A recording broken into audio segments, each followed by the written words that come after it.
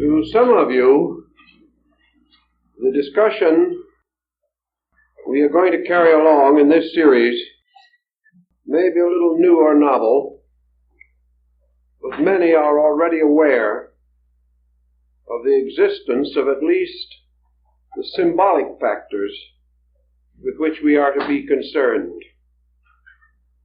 The possible relationship between astronomy and religion has been so often discussed that nearly all Bible students, the students of comparative religion, are aware that such analogies or parallels do exist. We are interested, therefore, in determining, if possible, their validity and what they have contributed to our general knowledge of man's beliefs. Perhaps astro-theology would be a useful instrument as a common denominator of religions, for elements of it and traces of it are to be found throughout the world. In some way, for some reason, and the origins are obscure, these concepts unfolded together with man's religious and philosophical ideas and became almost universal. Now, how does this happen? The most obvious answer lies in the original unity of arts and sciences in the religious life of people. The first stargazers on their tall towers or ziggurats in the land of Babylon, these stargazers were astronomer priests. There was no differentiation between science and religion. We may say that almost certainly sciences were originally cultivated because of their religious content, or for the reason that they helped to support the religious convictions of the people. We know that the temples were the first colleges, and the ancient towers and palaces of the gods were the first astronomical observatories. There is a legend, which some of you may have run across, to the effect that the constellations were named by shepherds, who, watching their flocks at night, and with very little else to do, allowed their imaginations to trace the imageries by connecting stars into patterns, in which some likenesses or appearances to various creatures could be traced. I think these shepherds were the shepherd priests or the shepherd kings of old times, the keepers of the sheepfold, which was the ancient name for the temple. In any event, many words that we use, many terms that we commonly find in our language, arise from the religious, astronomical reflections and contemplations of our ancestors. Actually, as one of the ancients observed, astronomy is the science of the anatomy of the universe. And to a measure, these same ancients believed that the universe was the body of a blessed God. Therefore, astronomy might be termed the anatomy and even the physiology of the body of the deity. This deity being represented as this God who is extended and distributed throughout the infinite diversity of his own parts and members. In any event, at a very remote time, men learned considerable about astronomy. It is quite likely that there have been cycles of remembrance and forgetfulness in this subject. A. Wallace Budge, keeper of the Egyptian and Assyrian antiquities of the British Museum, declared that the Chaldean astronomers watched and measured and charted the motions of the heavens for more than 25,000 years. Now, of course, from a man of his standing, This is a rather unusual statement, and yet I'm certain that he felt that he could prove it. This tremendous amount of observation, even without the instruments that we know today, must have led to a variety of discoveries. We feel, for example, that ancient man was greatly limited in his astronomical researches by his lack of a telescope. Yet we also have record that the ancients knew certain things about the solar system in particular, which it seems impossible they could have known without some kind of a telescopic equipment. Perhaps the Chinese have the answer. On the wall of the city of Peking, there is the remain of an ancient observatory. It was partly reconstructed by the early Jesuits, but the instruments are essentially Chinese, and they have a complete observatory without a telescope. Now, what they did to meet this peculiar need was a masterpiece in optics. They discovered that by using a long, hollow tube without a lens, they could restrict the light of the sky and concentrate the energy going into their own eyes.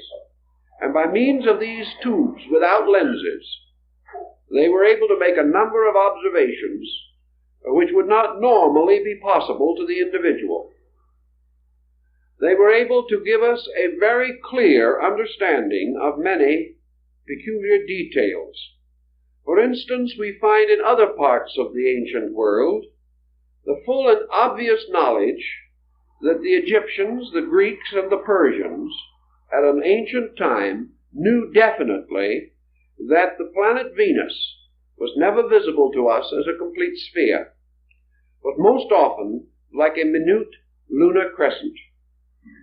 They also discovered in the field of Babylon the rings on Saturn, and the ancient deity of the Babylonians, corresponding to the deity Saturn, is always shown standing in the midst of rings which circle his body. These things are not just accidents. They tell us that at a long ago time, men made comparatively accurate observations of the world in which they lived. Pythagoras, writing or teaching about 600 years before the beginning of the Christian era, was one of the first to note that the planets and their chariots, the chariots of the gods, circled around the blazing altar of the sun. He is accredited generally with the first statement of the heliocentric system of astronomy as we know it today. How then have we forgotten all these things? The only answer is that in the waste of time, in the destruction of learned institutions, in the gradual decadence of the great temple mysteries, conquest, pillage, war, and destruction, many choice and valuable records were hopelessly destroyed, as in the case of the destruction of the great Serapean and Brocchian collections in Alexandria. Thus we dropped a dark curtain across history, having obliterated most of the early relics and records of man's intellectual life. We have every knowledge, then, that in the general and broad need of the world, ancient man was reasonably well equipped. He knew the earth was round. He was aware of the Western Hemisphere long before the beginning of the Christian era. And according to Plutarch, the historian, the Gulf of St. Lawrence and the Great Lakes area of the United States was explored by Grecian navigators at least 15 to 1800 years before its rediscovery at the time of Columbus. And of course, Columbus really was searching for a passage to Asia. He did not realize in the beginning that he had discovered a new continent. These ancient records and many legends and myths and fables all point out things that we should know, but which we have gently ignored. It is almost certain that the Chinese navigated the coast of California 2,500 years ago. And during the period of Genghis Khan, 12th, 13th century in Mongolia, the Chinese and Tatars were well aware of the Western Hemisphere. We have forgotten a great deal. And we have forgotten a great deal of the source of what we call existing knowledge, and the reason for it. And many things which we consider to be superstitions and legends really developed from a very astute observation of natural phenomena. One thing that ancient man had that we do not have is leisure. Now, the common man of his day, whether he was a builder of pyramids or an agriculturist, probably did not have much leisure. But there was a very broad, deep, scholarly class, particularly the priesthood, then the custodians of all knowledge, who not only had leisure, but an infinite kind of patience, which also runs short with us. This is the kind of patience which will permit a problem to be passed down through 20 generations without impatience. Observations and reflections were not carried on by small groups in a period of months, weeks, or even years, but became the projects of empires and of dynasties and of descents of families, so that one problem may have been labored over for 1,000 years, each generation, each century, bestowing its own fragment of further insight. Thus, by observation with great patience, man accomplished much. Another factor which had something to do with all this was man's dependency upon himself. Today we are no longer dependent upon the faculties and powers with which we were originally endowed. We have supplemented these powers and faculties by innumerable devices, depending more and more upon mechanistic substitution. We no longer need or call upon the resources of our own observational powers. Some years ago, an experiment was carried on one of the American Indian reservations, where it was demonstrated that a certain Indian of reasonable attainments, not a cultured man as we would term one, just a man who lived with his flock, watched them at night like the shepherds of old, and lived as our primordial ancestors lived, this man could distinctly hear a watch ticking in a man's pocket 65 feet away. We have no such power of hearing as this. It's gone, because we have no need for it. At the present moment, we pick up the phone and get the correct time. Our entire way of life, when someone wants us to get out of the way on the road, they give us a blast we can hear a mile away. The individual no longer needs these faculties. He does not need them for his survival. He does not have to scent game. He does not have to scent danger. And with the way his smog is now, his senses wouldn't last long anyway. But in any case, he certainly, in those days, had the clearest and most complete possession of his faculties. He lived simply. He ate simply. His foods were not denatured. His life was not filled with unnecessary artificial tensions that close in our modern man. He could contemplate. His mind was not disturbed by the confusions that we know. And while he had his problems and his troubles, most certainly, he lived a simpler way of life. And with this simpler way, he was close to nature. And his intuitions, his inspirations, and his revelations had an authenticity which we cannot deny. For we know that all forms of knowledge that we boast today originated in times when the powers and faculties of man must have supplied him with the total instrument with which he worked. he had to be able to produce these things out of himself. And because of that, we marvel at algebra, we marvel at geometry, and all of these forms of learning, but they came from the past, from long ago. Man has improved upon them. But in the dawn of time stand the shadowy figures of the originators. And these figures, some way, stand head and shoulders above those who have made new and useful applications of these first great dynamic thoughts. And in this group of dynamics belongs our problem of astronomy. Now, in astronomy in those days, we involved another term, which perhaps has fallen likewise into evil times, and that is the term astrology. It is unlikely that, with the exception of navigation and the calendar, that ancient man studied astronomy from any great, profound interest merely in the heavens and their motions. His interest was in meaning, not in motion. He was searching the heavens for truths, not facts. He was looking for dynamics. And always his problem was to apply his knowledge to the immediate problem of his own existence. And out of these long observations, which perhaps gradually evolved his concept of the seasons, came the calendar, a method of determining the periodic return of seasons, the eccentricities of the calendar, and many interesting details. The Egyptians, for example, had a calendar which corresponded with a circle, 360 days in the year, 360 degrees in the circle. But they gradually came to discover that this was not quite right. They found their year getting badly out of order.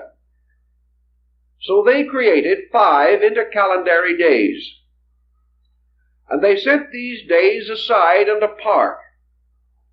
And to these days they assigned the birthdays of the 5 principal gods.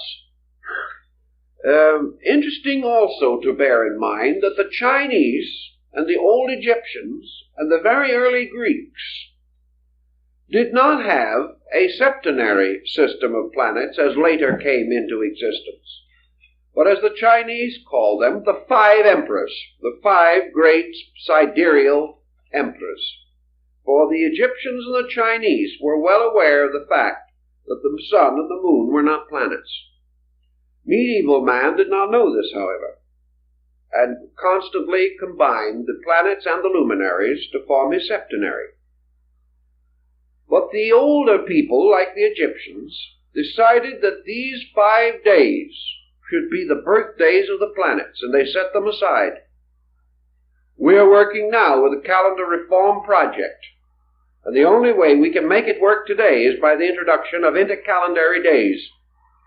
So that now the thought is that we shall no longer have a 365-day calendar with leap years and other inconveniences, with the days of the week falling on different numerical days of the month and so on, but that we shall go back to the old idea of having 360 days, 360 degrees, and set aside the 5 days, not this time as birthdays of the gods, but now as our 5 world holidays, which would not be counted.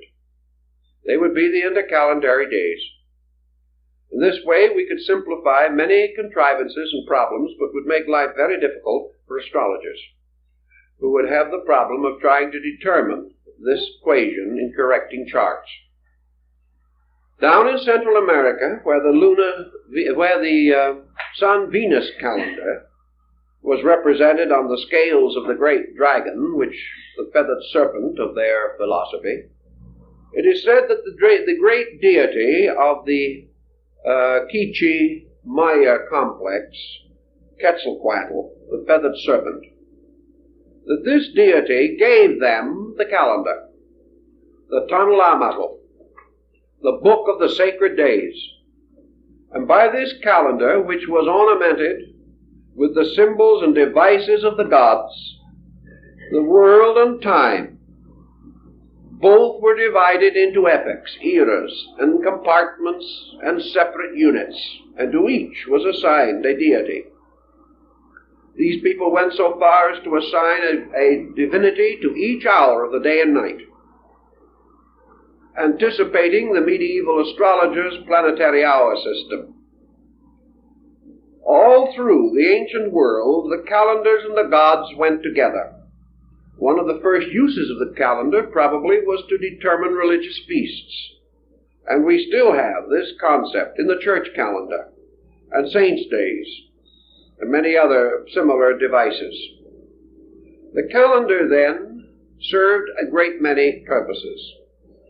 First and most, however, it served man to observe the seasons of his planting, of his reaping. It told him when to watch in Egypt for the inundation of the Nile upon which his life depended.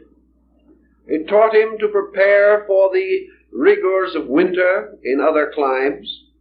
It gave him an accurate way of measuring the annual climate of his world. It also told him that each of the changes of the seasons brought new forces into play in his environment and the conditions under which he existed. Each of these changes had its good side and its bad side. Each brought something if he could know how to use it. Each took something away. Therefore, he must provide at certain times. Tithing came from putting away the seed, 10% of the seed for the next harvest. And gradually our agrarian ancestor found that the heavens in their motions regulated his crops, which the farmer of our own generation also has learned to know. Experimentation on farms in Arizona under the Department of Agriculture has shown definitely that there is a relationship between the growth of plants and the various phases of the moon and things of that nature. So in his practical observation, our ancient priest ancestor, prophet, made use of these forms of knowledge. He did not gain them immediately, but he should have been able to observe, if he kept the records, the seasonal motions over these thousands of years and observe the results in his own life. Way back in this time, a discovery was made. We do not know who made it, when it was made, but it certainly was long before the beginning of the Christian era. And it was probably made in that great philosophical complex of peoples that flourished in the Near East in the valley of the Euphrates from 3,000 to 4,000 years before the beginning of the Christian era. It may have been simultaneously discovered in India and China, for the records are to be found everywhere. And that was that there was another and larger motion that had a very important bearing upon life. And this motion was the precession of the equinoxes. This term, precession of the equinoxes, to one completely unfamiliar with the subject, is just a little difficult to explain briefly. But it means that there is a slow but constant westward motion of the equinoctial points. This motion is exhilarated by a combination of solar-lunar activity and slightly retarded by a reverse planetary activity. As a result of these forces pulling in contrary or inconsistent manners, this precessional motion now means, and has meant as long as man can remember or learn, that each year the sun reaches the equinox slightly sooner than the year before. That actually the coming of the sun is a little over 1 minute earlier each year, making an astronomical degree in about 72 years. Thus, every 72 years, the sun seems to drop back at the equinox 1 degree. If it so does, it drops back approximately 30 degrees every 2160 years. And it drops back around the entire circle to any hypothetical point in one longer cycle of 25,920 years. In this period of time, the sun seems, only by appearance, seems to drop back around the entire circle of the zodiac, falling backward or failing backward at the rate of 1 degree every 72 years. This has been a very important time pattern, and the complete precession of the equinoxes, requiring 25,920 years, is referred to as the Great Platonic Year. Plato was aware of it 300 years or more before the beginning of the Christian era. We know it today. No one has ever been able to shake the phenomenon. We have found new explanations for what caused it, but the fact that it happens is still beyond controversy. And this peculiar heavenly motion has significance in a very wonderful way, and is perhaps the most important link that we have between astronomy and religion in ancient times. The precession of the equinox, therefore, means that every 2160 years, the sun reaches the equinoctial point in a different sign of the zodiac, each sign constituting 30 degrees. If this occurs, then, we see the appearance of the precession, in which the sun appears to enter each sign in its last degree, and by precession move backward through it to its first degree, and then pass into the next sign, entering that at its last degree and moving back to the first. So this motion appears to be in exact opposition to the rest of the motions of planets and other elements composing the solar family. This peculiar observation, the study of the Platonic year, has led to a great many wonderful symbols and philosophies. To get a further picture of this, we must now move to the story of the sun. I think we all know that it is reported that our very remote forebears were sun worshippers. We know that the Pythagoreans rose at dawn each day to meet with hymn and song the rising of the splendor of the day. We know also that the Hindus worship the sun god under the name of Surya, and honored it, riding in its chariot across the sky. We know that the sun in China was the symbol of imperial heaven, and always the sun, as the great symbol of light, was held with extraordinary veneration. We also know that this experience of the sun was closely related to the agrarian cult, or the belief that religion was an experience of growth in nature. The farmer recognized his indebtedness to the sun. By degrees, men came to realize that only by the sun's power would the grain grow. Only by the power of the sun would light be given so that man could go out and labor. That if he was too long separated from the sun, man himself lost much of his vitality and power. And by degrees, the sun became a God symbol. The all-seeing eye of the ancients, the eye of Horus in Egypt, is actually a symbol of the sun, as is the pupil of the human eye. The sun was regarded as the eye of God, and it is said in the Bible that God made his tabernacle in the sun. All this sun worship was not merely a physical acceptance of the sun as a god. I've talked to a number of followers of very primitive faiths, known to be sun worshippers, and I've asked them if they actually worship the sun.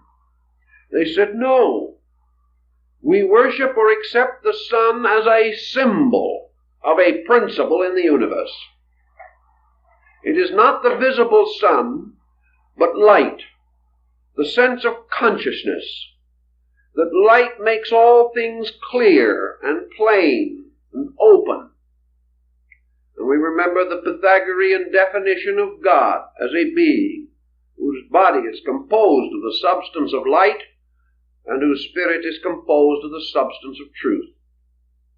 Thus the sun was the symbol of the light of the world, the light that lighteth every man that cometh into the world. The sun in its daily rising was the symbol of renewed hope. It was the promise of another day of opportunity, of labor, of fulfillment. Ancient man was terribly frightened by an eclipse of the sun because he thought an evil spirit was seeking to destroy the sun. And much of our doctrine of the dragon that ate the sun and other stories and fairy tales come from eclipse phenomena. Also, eclipse phenomena seems to have sustained the belief that there was an adversary or an evil power that wanted to destroy the sun. Man did not fully understand the meaning of the solar power, but he made representations of it in gold. And these were worn by the priests as the symbols of the fact that they served the sun. Most decorations, military or civil, such as the Croix de Guerre or the Légion d'Honneur, were originally taken from sun medallions. We reward or honor the individual by bestowing a sun symbol or a rosette upon him. The halos around the heads and bodies of sanctified persons have gradually taken on sun symbolism attributes. These persons were radiant with spiritual powers, or with great light within themselves. For the royalty, for the emperor, the king, or the great person, was reserved also the solar coronet. A crown is nothing but a sun, surrounded by a burst of rays. And as time went on, apparently these rays got to be a little inconvenient, sticking out in all directions, so they were turned in to the top, forming the ducal coronet and the crowns of the kings of Europe as we know them today, like the great English crown of St. George. Then among Christian peoples an orb and a cross were placed upon the top of the crown to symbolize the power of Christendom, and the crown became a radiant throne for the symbol of the Christian mystery itself. The sun, then, has always played this vital part. And we have had sun gods. Every religion has had them. They have always been wonderful, radiant beings. And nearly always they were the direct offspring of deity. They were the highest of the gods.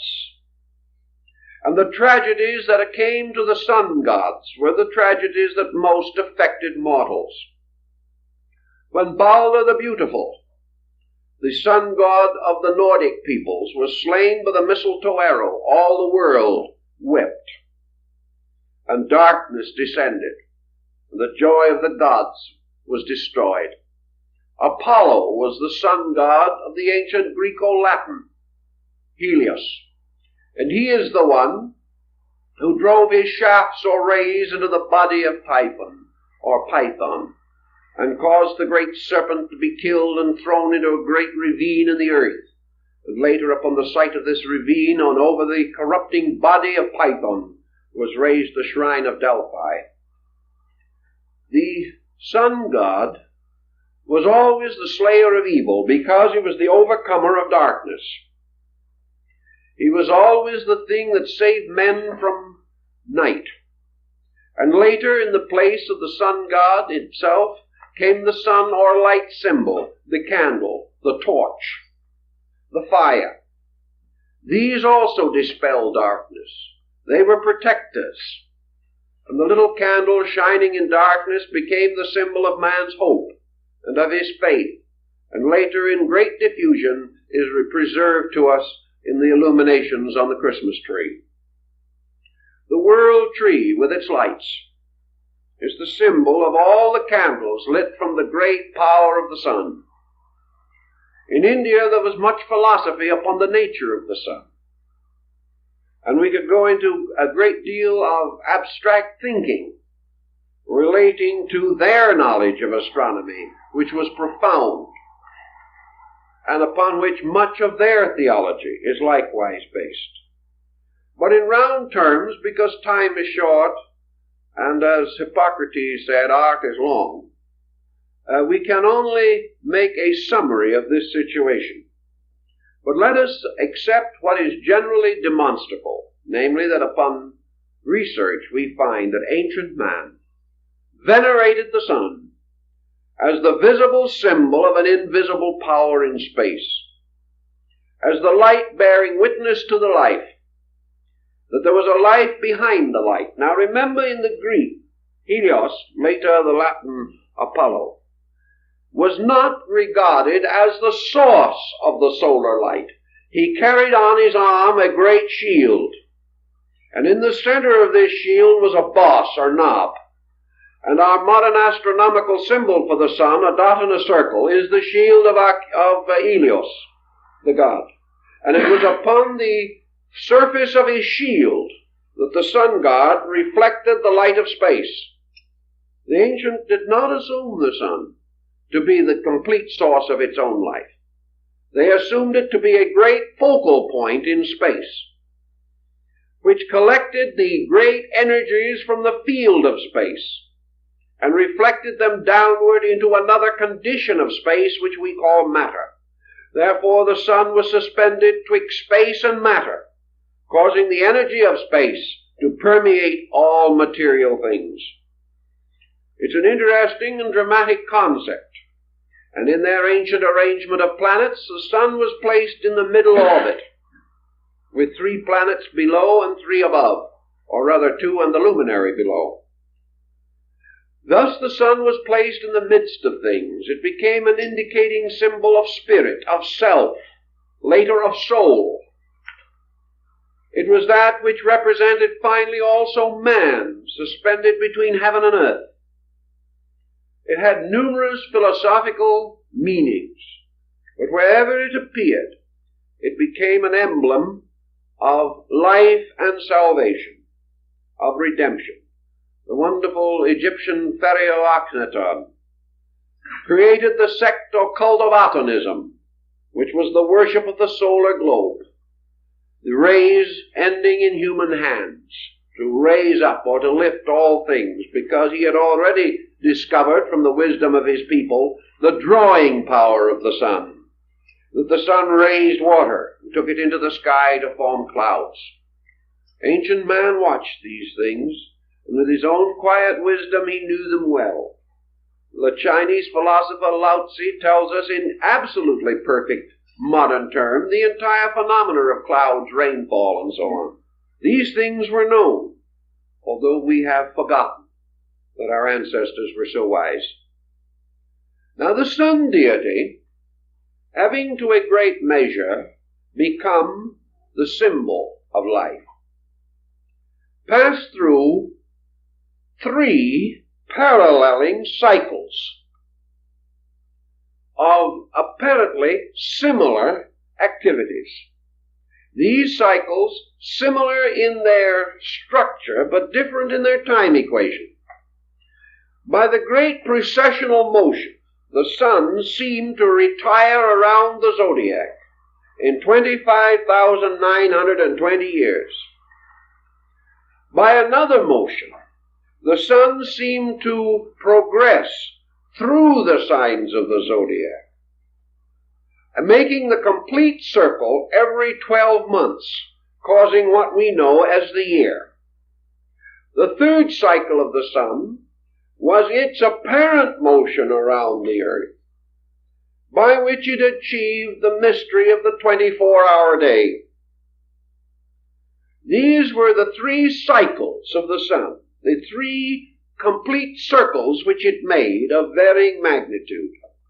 The least of these cycles in their unity was the day, which consisted of dawn as one of its important points, that in the day the dawn was its vernal equinox.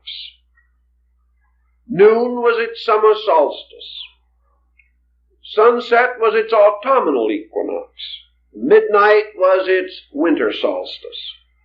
Thus the sun, according to the Egyptians, rose every morning from the underworld, traveled across the sky, and at night descended into the land of Amentet, where it shone for all through the night for the souls of the dead in the underworld.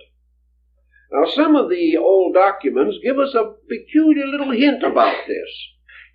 They tell us, for example, one of the old manuscripts, that the people in the underworld lived upside down, walking around on their heads. Is it possible that the Egyptians had already discovered that the so-called underworld was the other side of the earth? We do not know with certainty, but we do know that they had navigated as far as the Western Hemisphere. So that it's quite possible that the people walking around upside down were not creatures of mythology, belonging in some fantastic ghost realm, but simply the recognition of something that is factually true as far as we are concerned. In any event, the sun shone in the daytime upon the world of the living and gleamed at night in the abode of the dead. The sun also had this secondary motion in which it went its great circle of the year. It was born on the 25th of December at the winter solstice. It won its great battle. Its resurrection over winter was achieved at the vernal equinox. It was enthroned at the summer solstice, which occurred at that time in the sign of the lion, rather than in the sign of Cancer, where we have it now, and was therefore enthroned as the Lion of the tribe of Judah, and also was seated upon the throne of lions, as told by the legends of King Solomon. And we know that Solomon is composed of 3 words, Sol, On, the name of the sun in 3 languages. All these different symbols. And then finally at the autumnal equinox, the sun goes forth to meet the mystery of winter, where it is to finally meet its death. So the life of the sun, the annular life of the sun, from its birth to its death, became by degrees of the greatest significance to ancient man. And out of this sun going through the 12 signs of the Zodiac each year came the story of the 12 labors of Hercules, for Hercules is a solar deity, as his name implies, and also the wonderful labors of Samson, for the word Samson in Hebrew means the sun man. That we can't escape these implications. There's nothing we can do about them. We know that at the summer solstice he carries away the gates of Gaza. We know also that when he slays the Nubian lion, he enters the sign of Leo. And that when he is taken into the house of Delilah and his hair is cut short, he is entering into the sign of Virgo the Virgin, which is the beginning of his decline towards winter, at which time, of course, his rays or his hair, these are cut off and he loses his strength.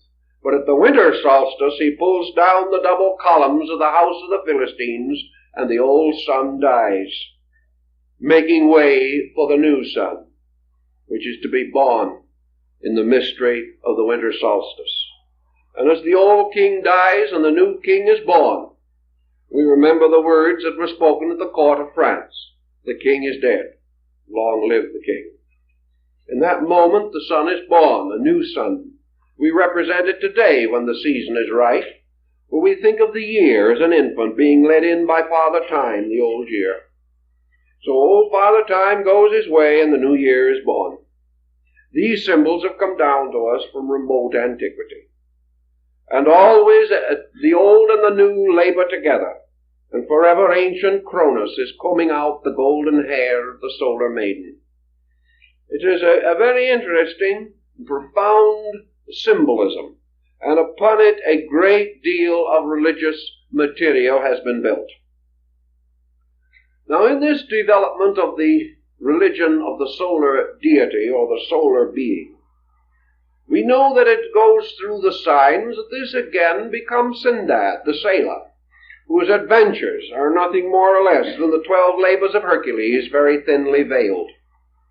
They are also the labors of all the heroes, from the heroes of fairy tale to the great epic heroes. We know that always Siegfried is the sun lad, or the sun hero, who slays the dragon with the enchanted sword Noton. We know also that Siegfried, like all the solar heroes, finally dies. And in the great immolation scene of the Götterdämmerung, he is burned upon the funeral pyre. But out of the rising of the great waters of night, the Rhine or the ocean, there comes a new heaven and a new earth, and the gods go away, and the new gods and the new world come into being. Thus always this symbolism lives, making for us a wonderful drama. A drama we find in India in the story of Rama. This manner also in China in the Yellow Emperor. Japan is the only country in the world of importance that made the sun god a goddess. It is the one ancient people that made the solar deity feminine and the lunar deity masculine. Just why and how, again, is one of the great questions, but in any event, Amaterasu Omikami, the goddess of the sun, is represented in Japanese philosophy by the metal mirror, the perfectly plain mirror that is hung over the gates of the Shinto temple. It is the symbol, again, of the reflector of light, and it relates to an incident long ago, as told in the Nihonji and the Kojiki, the great classic epics which describe how the sun goddess was brought out of the cave of darkness by seeing her own reflection in a mirror. It was all very wonderful and gives us another phase of the same great story. Everywhere, then, these things play into religion. And with this basic thought, we now come to the larger year. Incidentally, of course, we have to realize that in all the cycles, particularly the year cycle and the Platonic year cycle, the sun is related to the sign of the Zodiac with which it is at that time or moment most deeply or definitely concerned. The precessional motion has changed things, but in our symbolism we have preserved the old way. Consequently, for a brief lecture, let us not be too astronomically concerned, but merely try to point out the symbolism, fully aware that there are astronomical equations with which modern science will not be in full agreement. But as we are dealing not with astronomy but with symbolism, these equations are negligible. Not worth the problem of reconciling them, although it can be done. This point, then, we have to bear in mind that we conceive today the vernal equinox taking place in the sign of Aries, the sign of the ram. We assume that the summer solstice takes place in Cancer, the sign of the crab, that the autumnal equinox takes place in Libra, the sign of the balance, and that the winter solstice takes place in the sign of Capricorn, the sea goat. And the sea goat, it's part of its body a goat and part a fish, relates to the two ancient Babylonian cities of Babylon and Nineveh, one of which was built upon a mountain and the other by the shore of the sea. And the combining of the glyphs for the two cities gave us the present form of Capricornus, or the sea goat. Now, as the equinox takes place, these become associated with the seasons. And we recognize that the ancients, knowing the ways of the world and the ways of life, had certain emblems or representations by means of which they identified certain procedures in nature. Now, the summer solstice, which was the sign and symbol of the greatest fertility, was associated with Cancer, the crab. This Cancer is also the Scarabasaka of Egypt, the scarab beetle, the symbol of life and immortality. The winter solstice, or the symbol of death, was Capricorn. And Capricorn was always the sign of the aged, the rocky or the bony, having to do with this strange contour of the country where the sign is said to have developed. So that all things in a long, broad, general term are said to be born in Cancer and to die in Capricorn. That one represents the entrance into life. Cancer is therefore the womb, Capricorn the tomb. Capricorn was symbolized finally by Father Time, carrying the hourglass and the reaping scythe. And Cancer was symbolized by the great mother, Diana, goddess of the Ephesians, the wonderful nourisher of all things. Cancer was under the rulership of the moon, the lady of generation, and Capricorn of Saturn, the ancient master of regeneration. The ancients had already recognized that all birth was a dying, and that all dying was a being born again.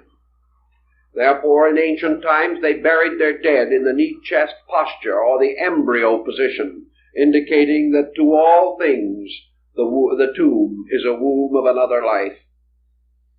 These thoughts, undoubtedly, in their philosophy, were mellowed by the ancient astronomical symbolism. The annual birth of the sun god was a tremendously important thing because it contributed very largely to man's concept of immortality. The sun was not dead, it only slept. It appeared to die, the earth seemed to die, for the people who devised these concepts were obviously living in the northern hemisphere. The trees seemed to die, snow came, the processes of living were desperate and desolate and cold. But out of it all came also the symbol of the sprig of acacia, the evergreen, the little pine tree which later became the Christmas tree, because it was associated with the green tree that remained green through the winter, and therefore was the symbol of an immortality which was not shared by other trees, as far as men could see. In the cultus arborum, which was the worship of trees, man discovered that the tree did not die, though it seemed to be dead. And out of all this seeming of dying, but this fact of living, came some of the deepest and noblest philosophies that revealed themselves to our primitive ancestors. Now, having established this little concept of the clock of the year, we now progress with it further to the great clock. And we come to the Platonic year. Now the sign of the Zodiac, for instance, Aries, the ram, which in our annular Zodiac is a month, the sun remaining in this sign approximately 30 days. Now this sign becomes a great cycle of years. 2160 years the sun is born in the sign of the ram. After that it passes out of the ram. And for 2160 years it is born in the sign of the fishes.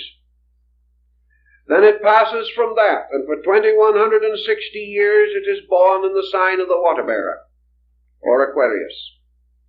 And thus until it has gone completely by the precessional motion around the great Platonic cycle. Now men took this measurement and they gave to the length of time which the sun is born annually in one sign, they gave to this the term an age. Now we think of an age now as almost any length of time over 20 years. But the ancient was more particular about it. He referred to these cycles, therefore, as ages. The age of the fishes, the age of the ram, or the Aryan age, the age of the water-bearer, or the Aquarian age. And he had names, the Taurian age. All these different periods became ages. And he began to study. And he also began to observe that there were divisions possible within the 30 degrees of a sign, or in this case, the 2160 years in which the sun, by precession, was born within a sign. They divided these signs in half, 15 degrees each. They also divided them into thirds, called decanates, of 10 degrees each. And they divided further into 6 divisions of 5 degrees each, and finally into single degrees. And in the Hindu system of astrology, they broke the degrees down to minutes and to seconds, forming out of all of these combinations a tremendously intricate clock. And they determined to their own satisfaction that great cycles of world events are paralleled in history at the time when the sun by precession goes through certain divisions of a sign, ruled by a certain sign itself, a degree within the larger pattern of degrees. Out of the general concept of these things have come the practice or habit of ancient nations worshipping their deities under the forms in which the sun was born. Therefore, in the time, let's go back a little bit, and we will say that in the time when the vernal equinox took place in Taurus, the bull, the celestial ox, that this symbol was closely associated with the religion of man, because this was the body in which the avatara took place, or the embodiment of the great sun being. The light of the universe was released from this segment of the heavens, and this light was qualified by this great mathematical, astronomical, psychological clock in which all of these occurrences were taking place. So back in the time when this was natural and was happening, we find religions arising that had peculiar affinity to the worship of the bull. We know the Egyptians said that their god Osiris was driven from India to Egypt in the form of the bull Apis. We know that the Egyptians mummified the sacred bulls, that they were peculiar symbols of divine authority, and nearly always in their art the bull is represented with a solar disk between its horns. Virgil says that the bull opens the egg of the year with its horns at the time when the equinox took place in the sign of the bull Taurus. We also note that in the Old Testament, the worship of the golden calf, the decoration of the altar of the tabernacle with the horns of rams and of bulls. We also know that in the mysteries of Mithras, the bull was sacrificed, and Mithras, the sun god, is shown slaying the bull. One of these carvings was left by the Roman legions in England, and the city of Oxford is named because of the Mithraic ox carving that was found there, going way, way back. We know also that in the Nordic rites, the first gods were licked out of the earth by the cow mother. Hathor, the Egyptian goddess with the head of a cow. We know Nandi, the bull, is the steed upon which the god Shiva rides, particularly in his rising. For in India, the Trimuti, Brahma, Vishnu, Shiva, represents the sun at dawn, the sun at noon, and the sun at sunset.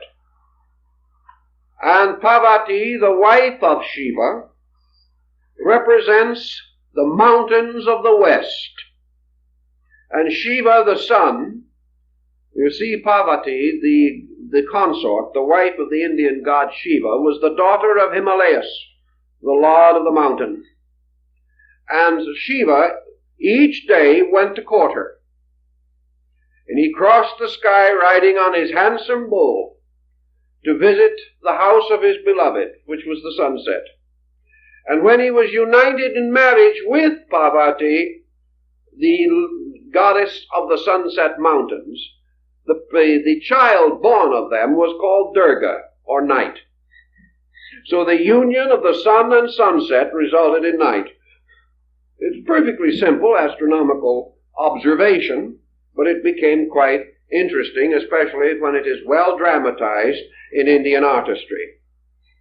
So the sign of the bull also gives us something else. We are told that cherubim with a blazing sword were placed at the gates of Eden.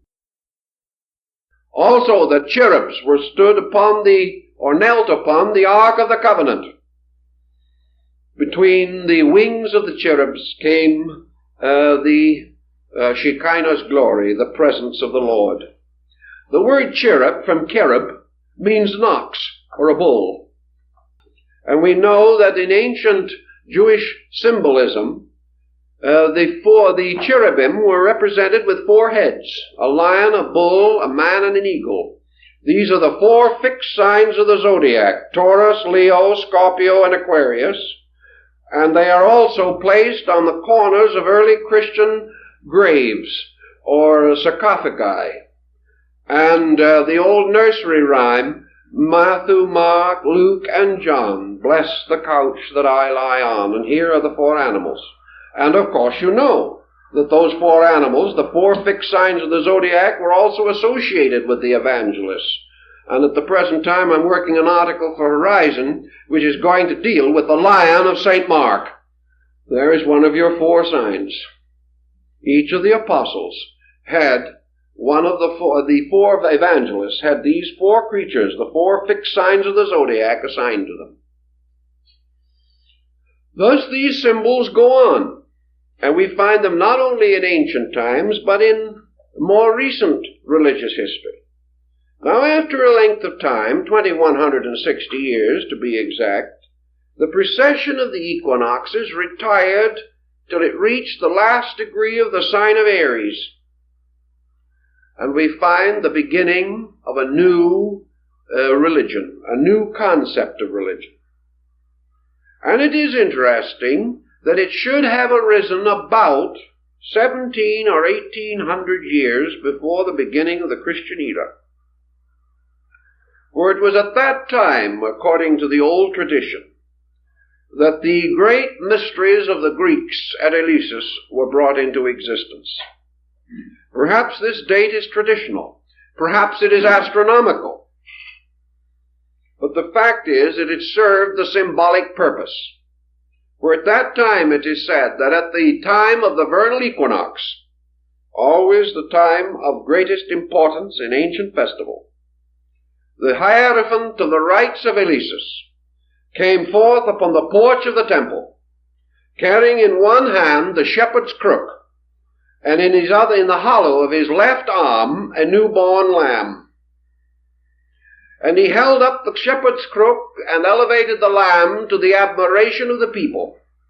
And 1800 years before the beginning of the Christian era, he cried out in a very loud voice, "All hail, Lamb of God, that taketh away the sin of the world."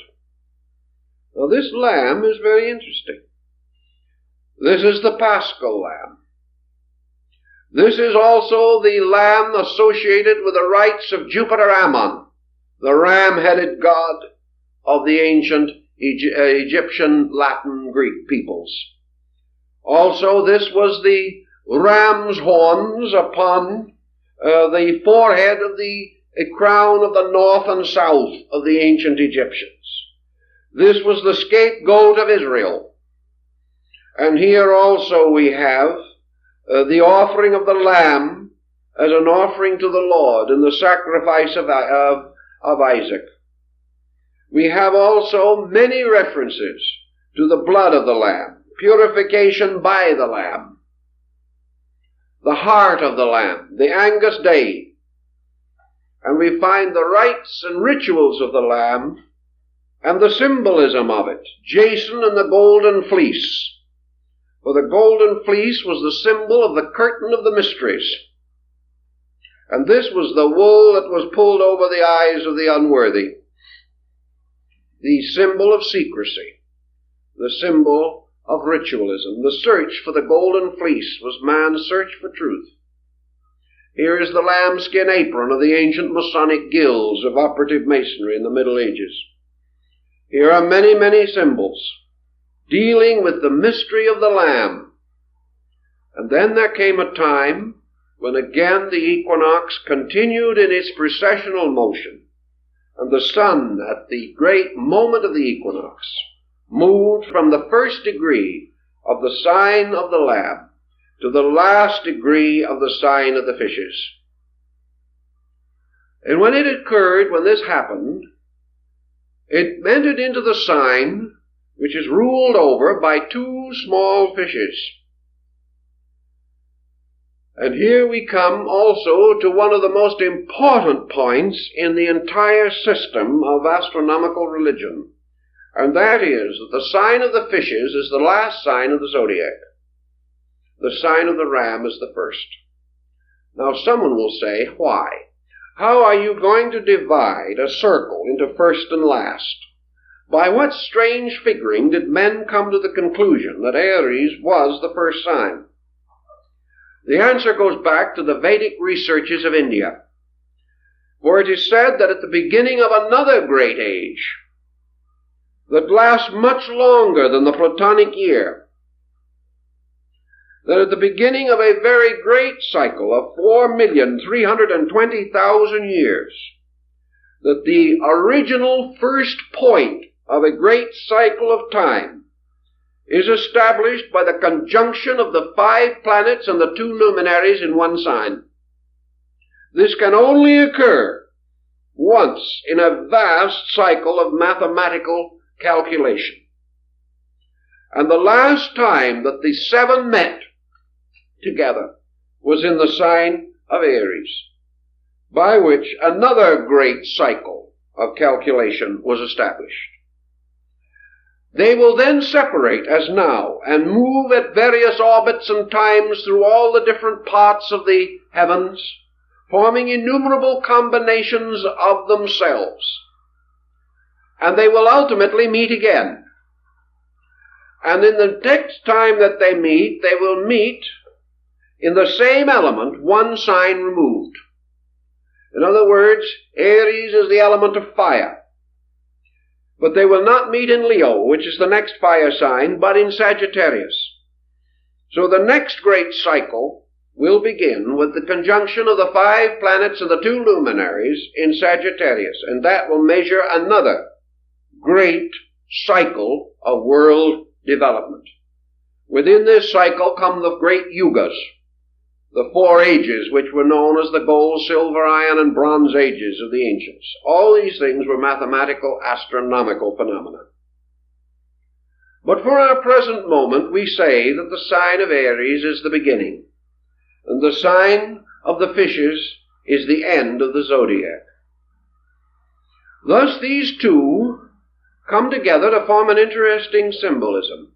And the sun god, or in this case, say John on Patmos, describing the mysteries that were celebrated there, the Phrygian rites, causes the great being of the Phrygian mysteries to say, I am the Alpha and the Omega, the first and the last, the beginning and the end. Now, this also has very great interest, because of two symbols particularly associated with Christianity. One is the fish. The first symbol of the Christians was a fish. And in Rome they recognized each other by drawing the shape of the fish upon the sand. The name for fish was an acrostic on the name for Christ. St. Augustine says that Christ was a fish broiled for the sins of man. It's a very interesting symbolism. So we find Christ standing, calling the apostle, and saying, "Follow me, and I will make you fishers of men." The miracle of the fishes, the drought of the fishes, the miracle of the coin in the fish's mouth, many other miracles that relate to the story. And Jesus, in speaking, going forth upon a ship on the Sea of Galilee, the water symbol of the fish is very interesting. One of the ancient deities came forth out of the sea as Dagon, or the fishman. And the bishop's mitre of the Christian church is a fish's head on end. These things are important, for here we find a transition taking place. And at this transition of sign, the rising of a faith which had as its principal symbols the two principles, or two ideas, the Lamb of God and the fisher of men. The fisherman's ring is the ring of the Pope. The symbol of the papacy was the great fisherman, named from Peter, who was referred to not very long ago in a book called The Big Fisherman. He was the fisher of men, and this was the symbolism. Now, if you look in your zodiac, you will find that directly across from the sign of the fishes is its opposite. Each sign has its opposite, there being 12 signs. And the opposite sign to the fishes is the sign of Virgo, the Virgin. And the Assumption of the Virgin, the feast of the Assumption of the Virgin, takes place when the sun, the symbol of the principle of life, is in the sign of the Virgin. It's a very interesting parallel again. Now the Virgin in ancient times was Ceres or Cori, the mother who was always still a virgin, because she brought forth immaculately the food, the earth, the grain, the flowers, the trees. Everything was born from her, but she was still the mother of mysteries, the eternal Virgin. She was Isis, the mysterious being whose veil no man could lift.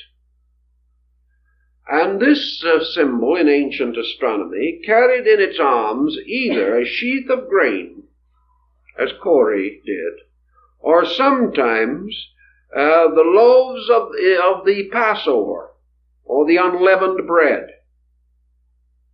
So we have an interesting thing. Jesus, the sun entering the symbol of the equinox and the sign of the fish, performed the miracle of feeding the multitude with 2 fishes and the barley loaves. And there were 12 baskets of scraps left. Again, the circle of the zodiac. Later, when the time came for the master to prepare for the Passover, he sent a disciple into the city, and he said to him, "You will see a man who carries a pitcher of water on his shoulder. Follow that man. When he enters into a house, go in likewise, and go to the upper room, and say that your master wishes it to celebrate the Passover." Who is the man with the pitcher of water on his shoulder? He is the Egyptian deity Canopus, the waterman. He is also Aquarius, the water bearer, always represented in the ancient system of the zodiac as a man carrying a pitcher of water on his shoulder. He carried that pitcher of water long before the beginning of the Christian era. So the sun, moving on, goes into the new age, or the age that is to come, to celebrate again its passing over in the sign of the water bearer. Of course, the sign or the ritual of the Passover is the passing over of the sun at the time of the equinox. All these rituals have been very carefully measured to meet the astronomical requirements, like the epoch and the golden year and all these things. We have calculations to run through every one of these symbols. Now, one of the great questions that has arisen perhaps in our studies a little has been to determine, if possible, the time of the beginning of the age of the fishes, or what we call the Piscean age. It is, of course, a nice, trite contrivance to say that it began with the beginning of the Christian era. But in India and in many other countries, a point is made with which some Western astronomers and astrologers will certainly be at variance, namely that at the present time the equinox is taking place approximately in the 8th degree of the sign of the fishes. It hasn't moved into this other age yet. If the Indian and the old Chaldeo-Babylonian calculation is correct, by a very curious thing, a circumstance that is almost too remarkable to be a coincidence, the vernal equinox should have entered the sign of the fishes approximately the year 325 AD. And that was the year of the establishment of the Christian Church by the Council of Nicaea. It would have entered at the time when the heaviest influence was upon the quality of Leo, which also corresponded exactly. If from that point on you calculate each step of the precession of the equinoxes, from that time to the present day, you will find some very remarkable things if you break up the year as the ancient did. Now, if you take this period, the age of the fishes, and what is this age? Now you go back to your tables of Sargon, the king of Babylon, where the first delineations of the signs and planets are given.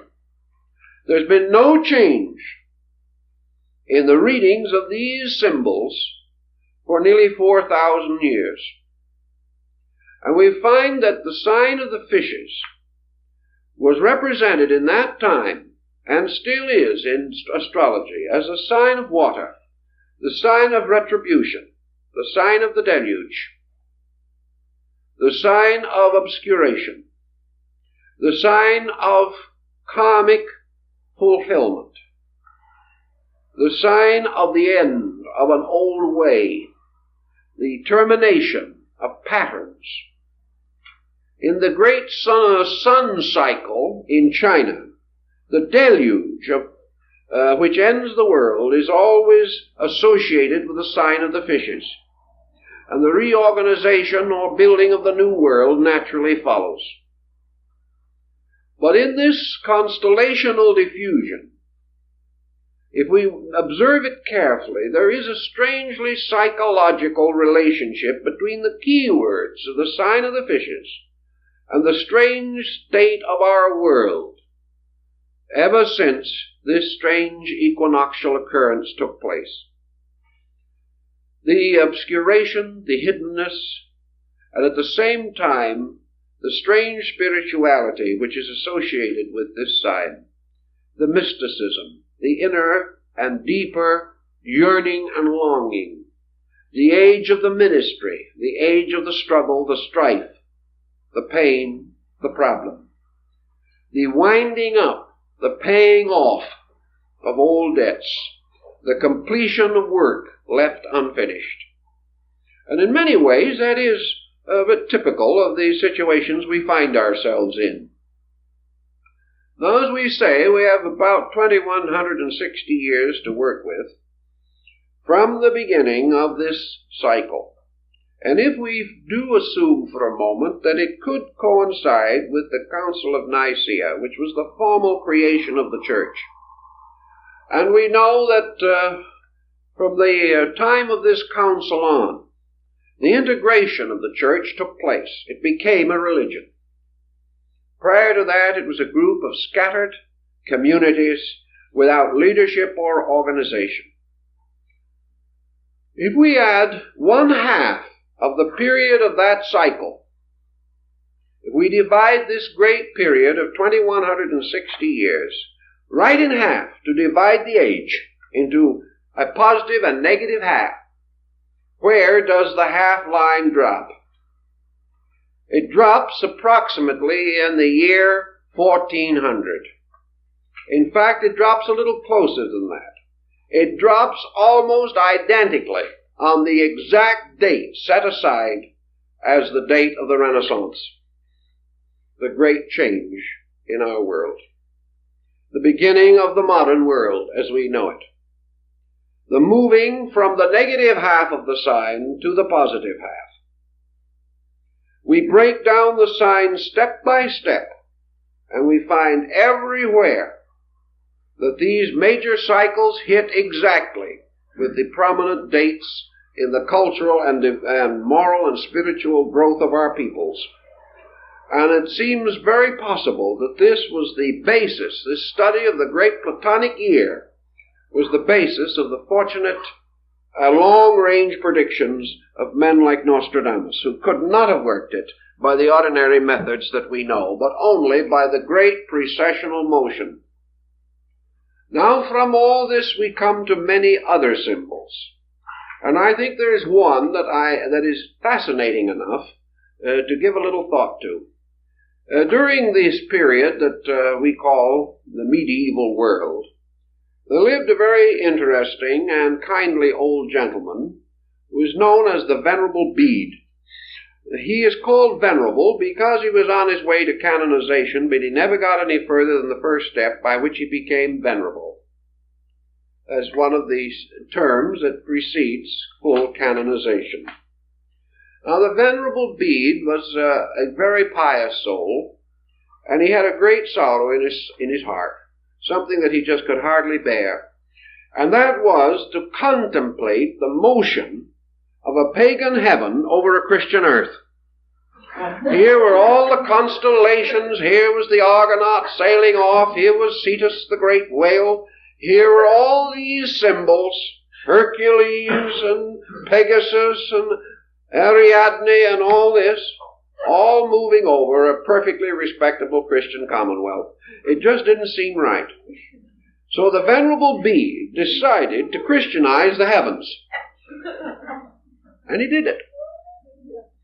And we have in the library 2 very beautiful astronomical charts, very large ones, original prints from the Middle Ages, in full color, showing the Christian universe.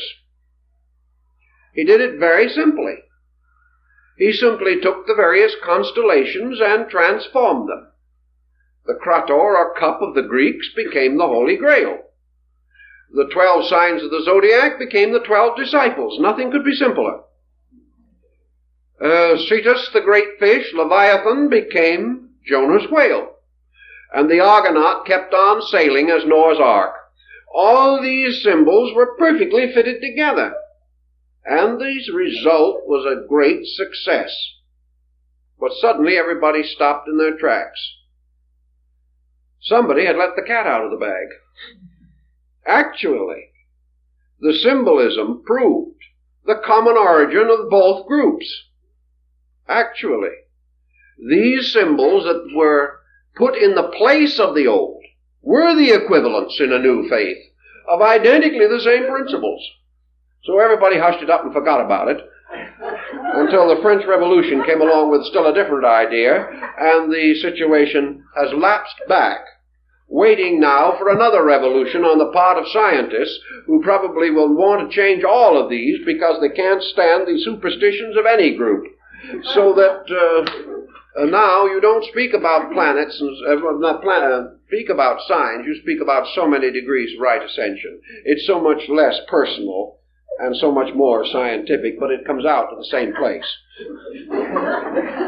Also, astrology is now giving way to a kind of new science which is going to be called cosmography or something of that nature, in which they are going to do something that was never heard of before. They're going to consider the possibility that the heavens influence the earth. But they're going to do it with a new name, and the right man is going to discover it, which is very, very important in our times. But this concept of the universe, again, shows much that tells us of the old ways and of the old concepts and rites. In the old days, the initiation rituals of the temples always followed, in some mysterious manner, this astronomical pattern. Apuleius, for example, in the Metamorphosis, describes his own initiation into the mysteries as far as he can. Then he says that to preserve his vows he must be silent. But he does explain that at one degree or part of the rite, this candidate is enveloped in a blue cloak, covered with stars and constellations, to indicate that he is being lifted up into the higher parts of the universe. Apuleius also tells us that in one of the degrees of the mysteries he beheld the sun shining under his feet at midnight, which is a very interesting point, looking very much as though somebody knew something about the astronomical theory, because theoretically at midnight that's approximately where you might expect it to be. Also, he describes the rituals, and he follows very closely the description given by Porphyry in his Cave of the Nymphs, which is an interpretation of one section of the Odyssey of Homer. And he describes the cave of initiation, in which you descend under the earth and come into a room, the ceiling of which is made to represent the sky. And there are two entrances, one on each side, and you descend a set of steps. You walk across a common ground and ascend out through another set of steps. And the point of entrance into this underworld is called Cancer, and the point of exit is called Capricorn. And the adventures, wanderings, and terrible experiences of the candidate seeking initiation represents the motion of the sun through the signs Leo, Virgo, Libra, Scorpio, and Sagittarius. Now, if you can imagine placing Cancer at one gate and Capricorn at the other, and going down now to the point between them, you will find you have sort of tipped your celestial globe so that now the bottom point is represented by the sign of Libra, which is now between the two. Cancer, Leo, Virgo, Libra. Scorpio, Sagittarius, Capricorn, you're out. So that Libra is placed at the center in the bottom. The sign of Libra is the scales. Here the soul, descending into the underworld, comes into the judgment hall of Osiris, where his consciousness or his conscience is weighed upon the scales in the cyclostatia. The ancient peoples only had a zodiac of 10 signs at one time in a very remote period. They had no sign of Libra, and Virgo, Scorpio were one sign. And that is still indicated by the general shape of the two, except that in one the end of the M-like figure turns up, and in the other it turns back. Now, at the time of the so-called fall of man, it was believed that the signs were divided and Libra was inserted between them. There is a very ancient doctrine about that, increasing the number of the signs to 12. But the sign of the scales, placed in the judgment hall of the twin truths in the temple of Amentet, is at the bottom of this V-like pattern of the descent of man into judgment or into generation. This judgment or testing in the mysteries follows very closely the entire cycle of ancient times and the ancient initiation ritual. Now, there is also a very interesting story relating to the human embryo. For if the embryo is twisted inward to form its equivalent to a circle, the embryo, which has at the beginning, as you realize, a caudal appendage resembling a tail, looking very much like a highly developed polywog, this structure, if twisted into a circular form, equals 3/4 of a circle. In other words, it takes 9/12ths of a circle to do this. But there are 3 signs or 3 parts of the circle that are not touched. The head and tail of the figure do not meet. Therefore, this occurs to us in our Old Testament symbolism under the story of the broken wheel. And this broken wheel, or the 9/12ths wheel, is again an astronomical symbol that has played a considerable part in human thinking, because the 9/12ths represent the 9 months of generation, or the period in which the child is being formed. The 3 missing signs, or the broken spokes of the wheel, or the missing rim of the wheel at that point, fulfills the rites of the Aliasinian mysteries. For the Aliasinian mysteries were given in 2 sections, the 9 lesser and the 3 greater rites. The 9 lesser rites being the symbolical rites of generation, the 3 greater rites of regeneration. Therefore, by 9 months and 3 degrees a man is made perfect. This is a very curious symbolism, but it has a great deal of interest if we know how to study it. In other words, the individual, to pass through the second birth, must go through the womb of the mysteries to complete the circle, of which 9 parts only are provided in generation. The Chinese, fully aware of that, declare a child to be 1 year old after it has reached the 3rd month. It celebrates its first birthday 3 months after it is born. This is part of a very curious doctrine, but it points to the 3 winter or fall months leading toward final death. It is to do with the blinding of Samson, the cutting off of the rays of the sun god. Also has to do, as Leonardo da Vinci points out in his astronomical calculation of the Last Supper, for the painting is a very strangely astute piece of work. And each of the apostles and each of the positions and groupings, you will find the apostles are grouped in triplicities, exactly like the signs. And the sign of Scorpio is assigned to Judas. Now, why should the sign of Scorpio be assigned to Judas? In the Orient, there is something about the scorpion that is very peculiar. First of all, it stings with its tail. Therefore, it is the backbiter. The second thing that is about it that is strange is that the mark which it leaves is always in the form of a minute pair of human lips. The kiss of death. The kiss of betrayal. So that was the sign that was used to signify the destroyer, Typhon, who is also responsible for the destruction of the good god Osiris. The sign of the scorpion, however, in the ancient rituals has 3 meanings. 3 creatures have been assigned to it down through the ages.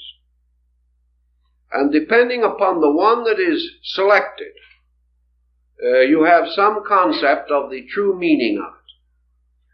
The scorpion is one sign that is associated with it. The second sign that is associated with it is the serpent. The third sign that is associated with it is the phoenix. So the scorpion, the serpent, and the phoenix were all given to that one sign of the zodiac. And the Rosicrucian mysteries of old European mysticism always bestowed their higher rites at the time of the sun being in a certain degree of Scorpio.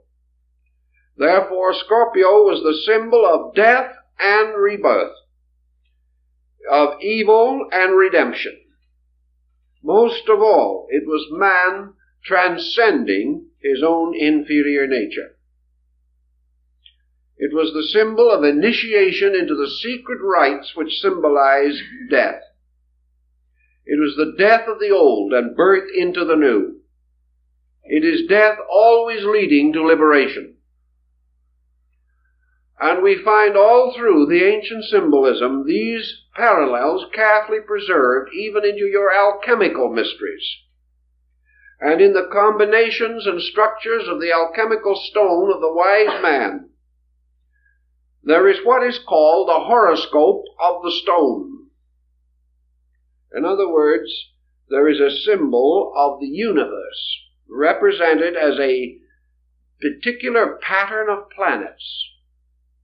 And in this pattern of planets, the formula for the stone of the philosopher and the elixir of life and the transmutation of metal is said to have been concealed.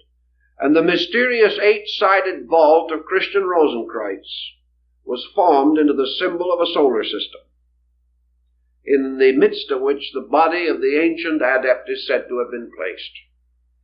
All of these peculiar symbols trail down through the ages, reminding us of the numerous forms of indebtedness that we have to the planetary symbols. The Dionysian artificers, the great builders of the Greek cathedrals and churches, and also the builders of the theaters of Dionysus. Later they became the great Lombard builders of Europe, the builders of the medieval world and the Renaissance, the great Comosine masters. Nearly every one of the structures that they built was based mathematically upon a constellation. Caesarino, in his edition of Vitruvius, the great master of architecture, shows how the modes of architecture were based upon the great constellational patterns, and that the temples of the gods were built according to the stars of the constellations in which these gods were said to be enthroned. A very elaborate and involved system of architecture rose, therefore, from this same consideration. Also, we remember Gaffaro, the astrologer to Cardinal Richelieu, pointing out how the handwriting on the wall of heaven described in the Old Testament is actually a study of star groups, in which the star constellations form the consonants of the Hebrew alphabet, and the planets moving through them form the vowels. And the constant motion of the vowels and the consonants produce the writing upon the wall of sky, which the ancient prophets could read. There are many references to these things, and gradually there emerges to our consideration a concept of sidereal motion, of human growth, and of the linking of these two together in a highly complicated scientific concept. The details of this were evolved over so long a period of time and with such astuteness that it is almost impossible for us to exhaust the research work that has come down to us. Unfortunately, of course, it has been largely mutilated, but enough remains to give us a tremendous amount of guidance if we actually want to have this guidance. We have other things that come out of this constellational study. The constellation, the oldest circular zodiac known, that which was found at Dendera in Egypt and is now in the Bibliothèque Nationale in Paris, is a magnificent sandstone slab containing a study of the world, of the heavens as they were known at that time. Many symbols and figures are included in this zodiac which we no longer recognize or have any means of fully understanding. But we do have certain points that are very interesting. The Egyptians referred to what we call the Great Bear as the plow. It was the symbol of the turner of the furrows, and of course the ox of heaven was the one that drew the plow. This plow moved around the great polar star. And we have their knowledge now, which corresponds rather well with that of China and India, relating to the axis of this great system. According to the Egyptians and several other ancient peoples, the earth had more than 2 motions. Flammarion says 11, and I think the ancients were very near to that. They recognized particularly a peculiar oscillation of the pole, by means of which it seemed to point, hypothetically at different times, to various stars or near to various stars forming the Little Bear. Therefore, the ancients termed this constellation in India the Rishi, or the great sages, who at various times incarnated to become rulers of the earth. And of these great sages, one that we know perhaps the best is Vyasa, the great sage of the Mahabharata. This comes to us also in Egypt. The Egyptians, following many ancient peoples and following practices still held under certain circumstances today, were concerned with the mystery of the northern point of the heavens. They were never able to observe that the sun moved northward, in the sense of ever occupying the northern segment of the sky. It came nearer or further, but never did it do in the north what it did in the south, as far as their visual awareness was concerned.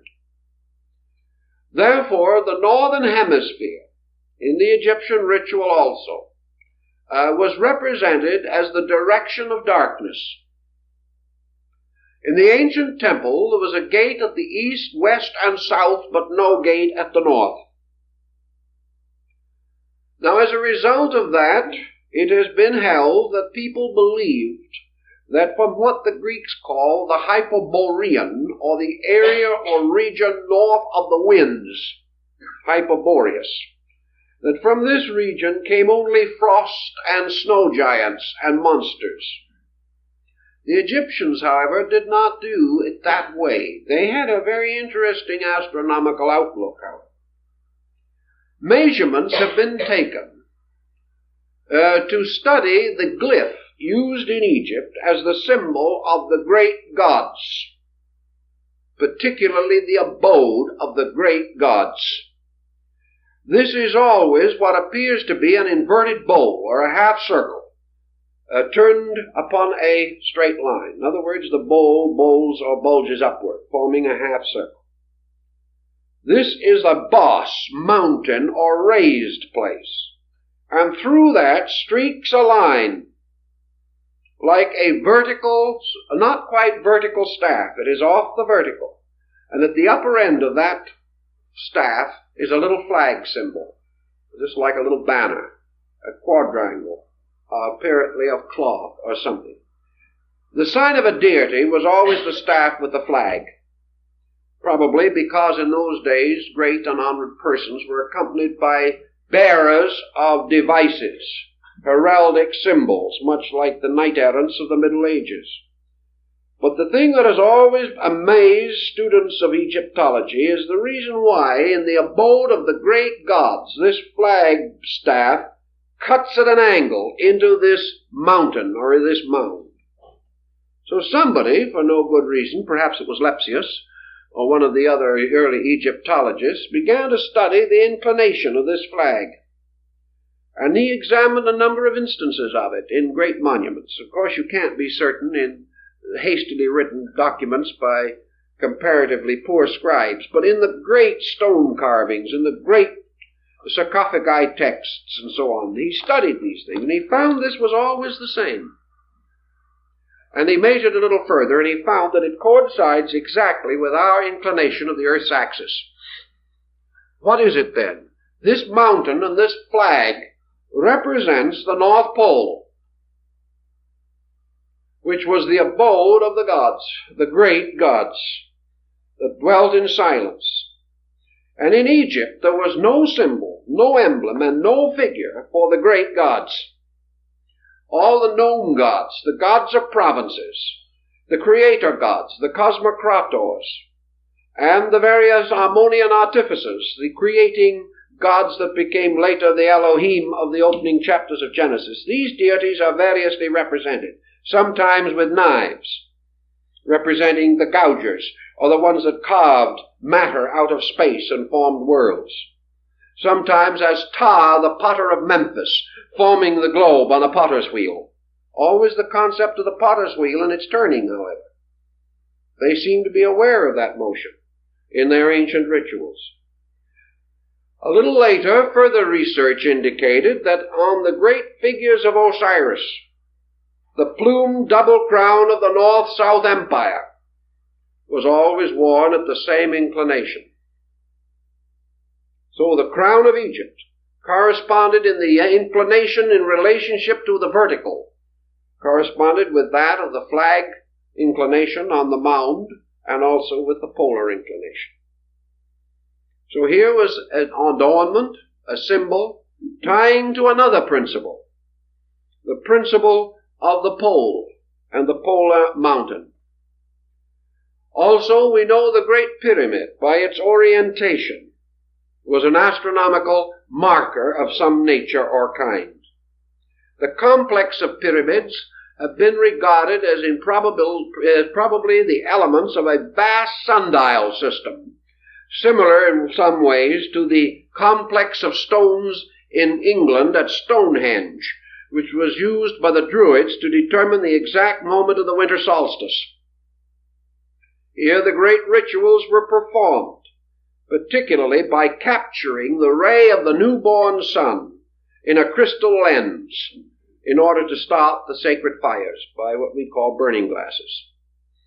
All these symbols are intriguing, and the great gods of the north and the silence of these gods dwelling forever above the earth correspond, of course, to the Indian concept of Mount Meru, which is to the north. And in the Buddhist doctrine, Chang Shambhala, the city of the gods, means Chang, north. It means that it is the city of the north. And it is said that it is so glorious and so magnificent that lights are forever radiating from it. The Aurora Borealis. This house of the gods in the great north corresponds to the entire great concept of primitive Aryan myth and ritual. The ritual brought down from India along the migrations of the Aryans down the Indo-Gangetic plain long, long ago. Nor can we say that other peoples were not aware of these things.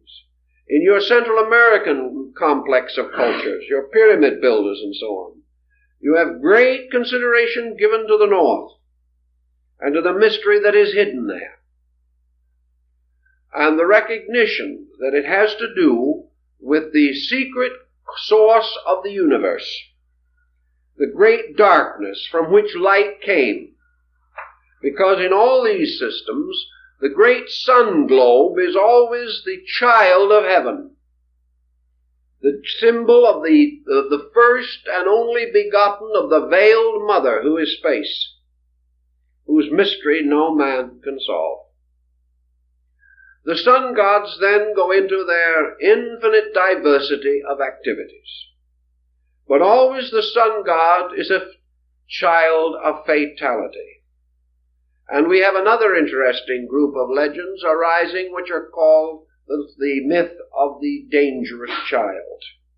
This is the child whose coming is predestined and looked forward to by the wise, whose birth darkness attempts to prevent by despotism, who finally rises triumphant over his enemies, becomes the ruler of his kingdom, is betrayed and dies, and is buried at the winter solstice.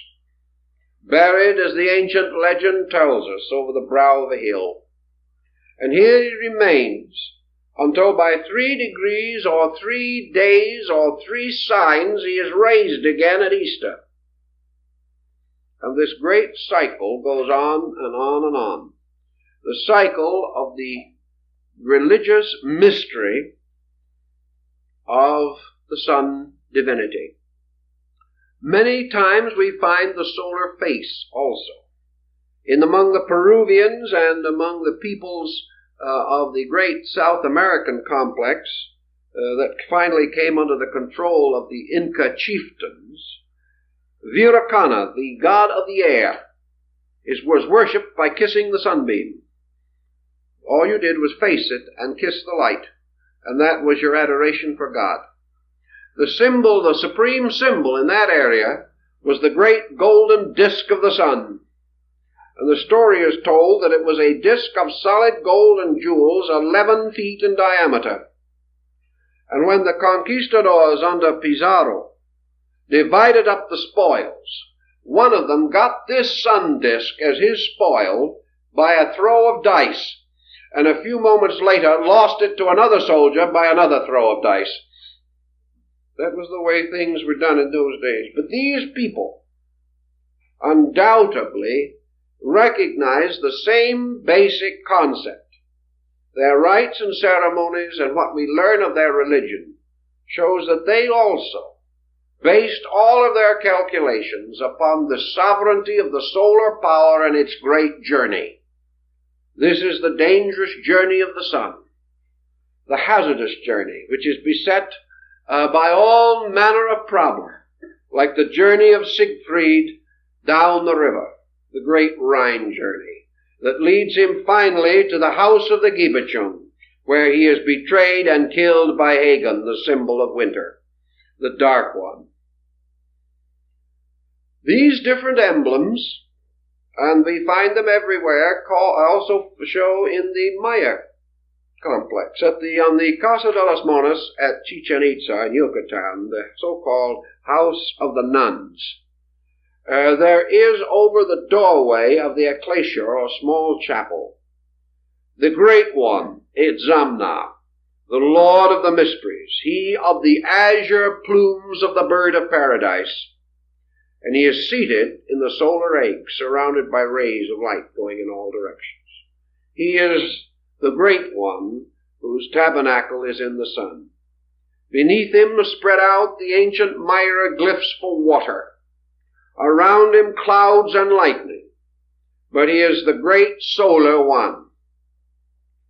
Now later, from him, by an immaculate conception, by the virgin Xochiquetzal, was born Quetzalcoatl, the feathered serpent, the symbol of the sun's path and also of the same mysterious modes of the lunar arc which cause what we call today the dragon's head and tail in astrological research, the motion of the lunar orbit.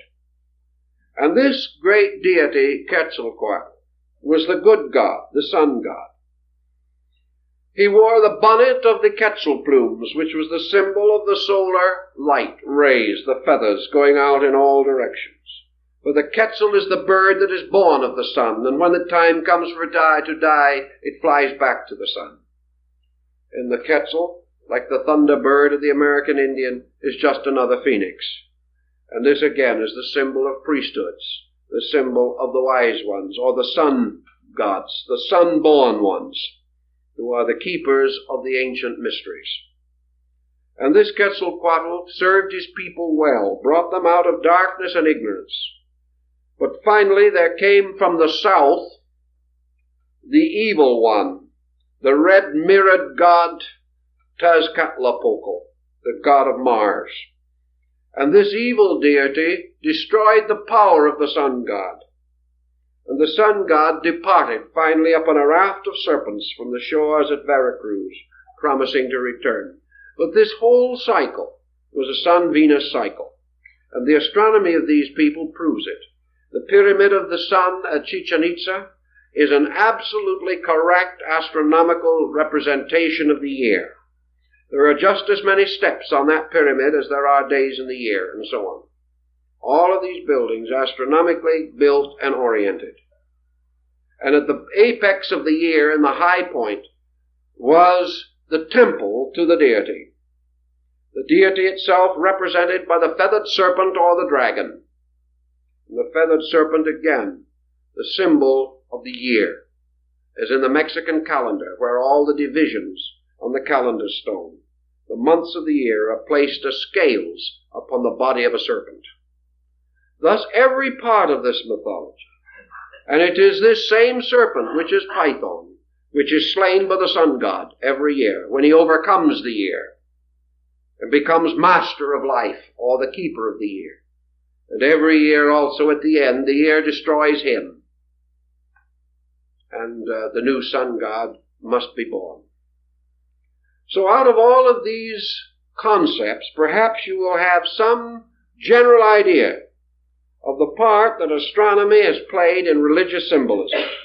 Now, we do not say that astronomy has given the meaning, but we do say that it has constituted the convenient symbolism and has rationalized and made authentic the outer structure of the mystical philosophy that is based upon the inner meaning of these symbols. And as we go through the series, we will try to explore that also, to find the ideas that are behind the use of these symbolic forms. But I'm afraid for that you're going to have to wait till next week.